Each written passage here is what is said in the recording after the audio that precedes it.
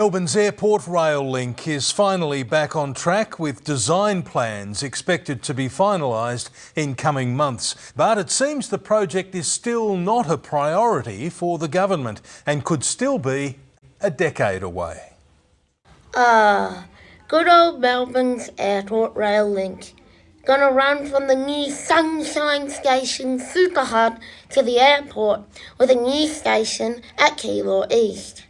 However, lately, there's been a lot of buzz around it, and that's because in the next few months, the final design plans for the line are expected to be completed and construction might actually begin soon. I'm joking, it's never ever gonna begin at this rate.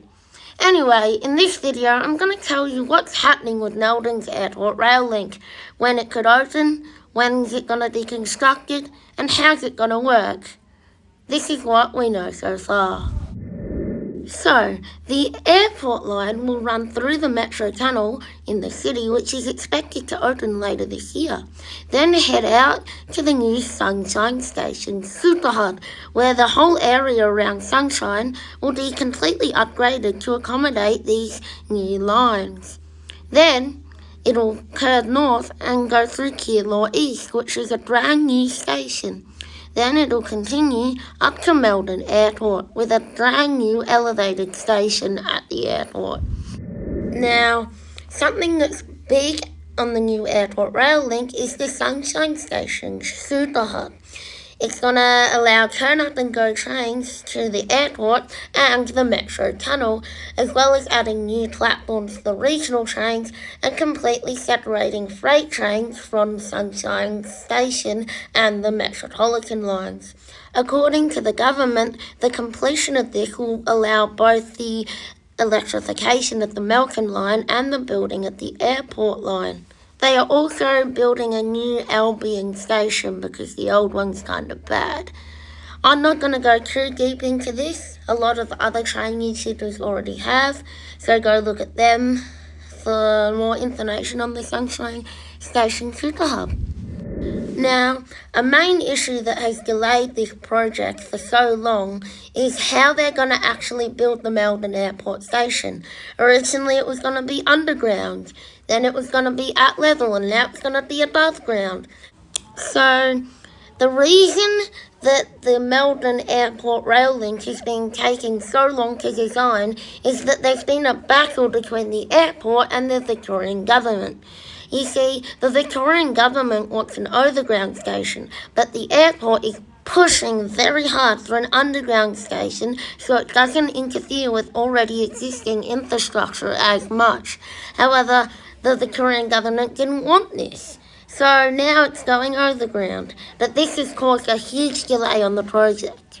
Now, in terms of the new rail station at Keilor East, there's not really much on it at the moment. We know where it's going to be located, near the Calder Freeway in the Western Ring Road, and it'll have a freight bypass, but otherwise there hasn't been much information on it. In fact, the only visual we have is this 2.9 second sort of building-like shot of Keilor East Station and what it will look like with a high-capacity airport metro train going through. I've slowed the footage down massively so you can actually see the shot because, again, as I said, it's only 2.9 seconds long. Now, I'm going to try and unpack this shot in the most detail I can, although you won't probably be able to get too deep into the information about the station as this is all we've got, as I've already said. So we'll go from the start of the shot and slowly make our way through. Now, we know so far that the airport rail link will follow the existing freight line for most of its length to Keilor East, so we sort of have an idea of where the station will be and where the entrances will be, as it's around the Western Ring Road and the Calder Freeway, where the Calder Freeway crosses over the freight line. Now, not much else to say about this shot. However, I do think a station in this area is necessary, as the closest station is either Keilor Plains or Sunshine. Now here we get our first visual of the station itself. It looks like it's just going to be a simple two-track station with platforms on either side, and we can also see that the freight line bypasses it on the outside. At the back we can see a giant overpassing station building entrance, which looks alright, and yeah, we can see the airport train coming to a stop. Now, I've already talked about the design of the airport train station, so I'm not going to go into it too much again in the same video, but what I would like to comment on is its close proximity to all the terminals. I think this is way better than, to say, Perth Airport. Oh my god, Perth Airport, don't get me started. It's like a 10-minute walk from actual terminals. So I think it's good that they're integrating it close to the airport and not far away, so it's much more accessible and easier to get to. Now, as for when it'll actually open and how much it'll cost, well, at the moment it's an estimated $12 billion to build it, and it'll take a decade from now to open. However, we probably shouldn't trust that. It'll probably take longer.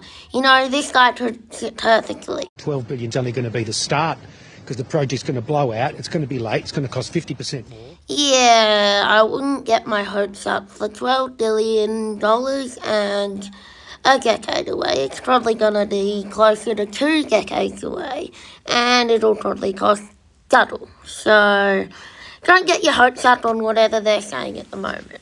So guys, thanks for watching. That's all about what's happening with the airport rail link, and it's not the best situation at the moment. Anyway, thanks for watching. Be sure to like and subscribe to get my channel out there. 12 days to best an A, and of course 7 A's second. And hope you have a good rest of your day and everything, and yeah. Oh, it's really not looking good for Melbourne's airport rail link.